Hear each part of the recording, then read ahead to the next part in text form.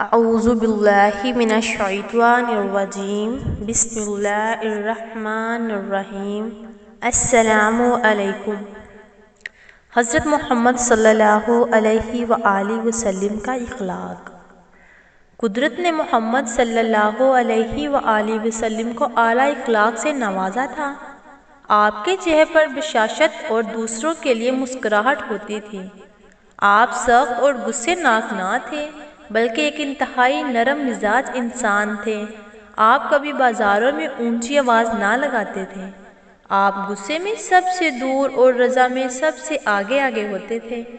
سامنے جب دو کام کرنے والے ہوتے تو سب سے آسان کام کا انتخاب فرماتے تھے، برسطیہ کہ وہ گناہ کا کام نہ ہو، اور اگر کوئی گناہ کا کام ہوتا تو آپ سب سے دور بھاگتے تھے۔ اپنے ذات کے لیے کبھی نہ انتقام لیا اور نہ ہی کوشش کی، مگر جب اللہ رب العزت کا حکم پامال ہوتا تو اس کا انتقام لیتے تھے۔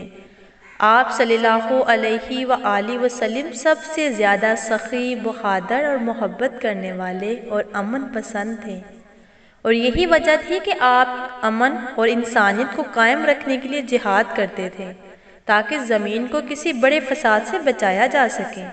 آپ سب سے زیادہ باوقار اور حیادار انسان تھے۔ جب بھی آپ کو کوئی عمل یا چیز پسند نہ ہوتا تو اس کے آثار آپ کے چہرے پر ظاہر ہوتے تھے، اور جب خوش ہوتے تو وہ بھی چہرے سے پتہ چل جاتا تھا۔ آپ ملاقات یا گفتگو کے دوران اپنی نظر کسی پر جماتے نہ تھے اور نہ ہی کسی سے ناپسندگی سے پیش آتے تھے۔ آپ صلی اللہ علیہ وآلہ وسلم پاک دامن، عادل، حیادار، ایماندار اور سچے تھے۔ یہی وجہ تھی کہ آپ کو کفار اور مشرکین بھی صادق اور امین کہا کرتے تھے۔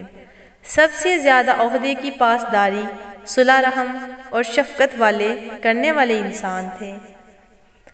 آپ ہمیشہ سے بڑوں کی عزت اور چھوٹوں پر شفقت فرماتے تھے۔ آپ بچوں سے بہت پیار اور نشستگی سے گفتگو فرماتے تھے۔ آپ صلی اللہ علیہ وآلہ وسلم نے فرمایا، وہ شخص ہم میں سے نہیں جو ہمارے بڑوں کا عزت اور چھوٹوں پر رحم نہ کرے۔